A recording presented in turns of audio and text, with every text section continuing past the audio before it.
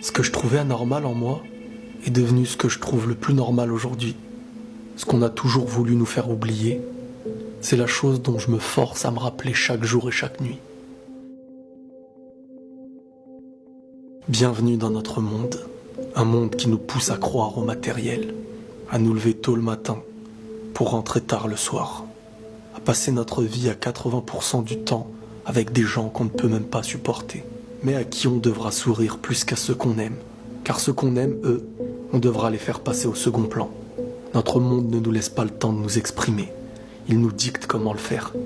Plus le temps d'être nous-mêmes, plus le temps de savoir ce que nos cœurs réclament vraiment.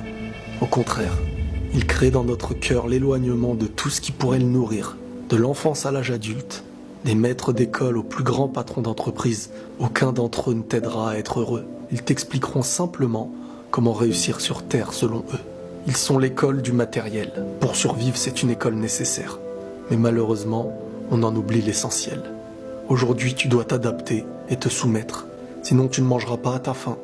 Sinon, tu ne pourras pas te loger. Tu devras donc suivre comme tout le monde la ligne qui te récompensera par des diplômes, par des salaires. Elle est là la réussite de ce monde. Celle où quand un individu te demandera « Qu'est-ce que tu fais dans la vie ?», tu lui répondras pas par ce que tu fais, mais par ce que tu possèdes. Et plus tu posséderas, plus tu imagineras être dans la réussite de cette vie. Une réponse tellement banale, mais pourtant tellement symbolique. Selon moi, la majorité de ce monde n'est pas heureux. Car pendant leur existence, beaucoup obtiennent après de longues années ce qu'on leur avait promis. Mais, car il y a un mais, le cœur reste triste.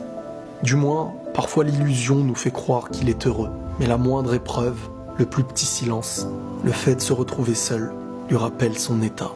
Donc parfois, ils chercheront à combler leur cœur chez quelqu'un, chez un autre, et ainsi de suite, jusqu'à ce que les autres en deviennent leurs propres maîtres. La dépendance affective, les dépressions, la peur d'être perdu. On pensera que pour être heureux, ce sera un travail lié aux autres, mais un cœur qui n'est pas nourri le reste. Et même, comment réussir à aimer quand toi-même tu n'arrives pas à t'aimer? C'est une vision terre à terre. Tu refuses de regarder au-delà de ton existence, de ce que tu fais sur Terre, de pourquoi. Et ton mode de vie t'éloigne de cette réflexion. Au contraire, plus tu y penses, plus tu es triste, plus tu as peur, et forcément, tu vas éviter le sujet. Comme tout le monde, j'ai cru que pour être heureux, il fallait la richesse. Comme tout le monde, j'ai cru qu'il fallait aimer pour être aimé.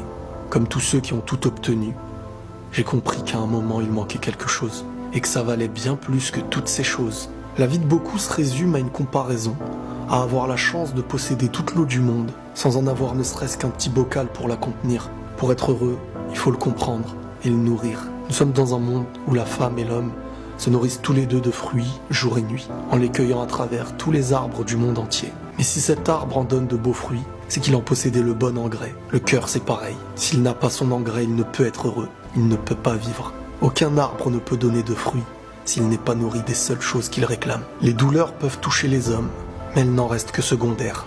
Car un cœur qui est nourri, qui est compris, qui a la foi, peut connaître la tristesse sans être malheureux. Ma foi m'a toujours rappelé qu'être triste faisait partie de la vie, de mes épreuves. Et parfois, c'est dans la tristesse que les sourires en sont les plus sincères. La foi m'a fait comprendre ce que je vivais, ce que je faisais, et vers quoi je me dirigeais. J'ai perdu des choses, j'en ai gagné d'autres. Parfois notre échec, c'est notre plus belle victoire, car ça éveille quelque chose en nous que personne ne pouvait nous offrir. À ce moment-là, mon cœur pouvait être triste, mais jamais perdu. J'ai compris que c'était à moi de le nourrir, à moi de l'aimer, à moi de le comprendre, que personne ne pouvait réussir à le faire vivre s'il était mort, que la foi est un travail envers soi-même, avant de l'être envers les autres. Réussir à s'aimer, c'est réussir à aimer les autres. C'est peut-être aussi réussir un jour à se faire aimer. Depuis que j'ai la foi, j'ai compris tellement de choses. Ce qu'on trouvait anormal chez moi en est devenu ma fierté. Ce en quoi j'avais honte hier est devenu ma force aujourd'hui. Pas besoin d'être d'accord avec moi. Je le suis déjà et j'en suis heureux.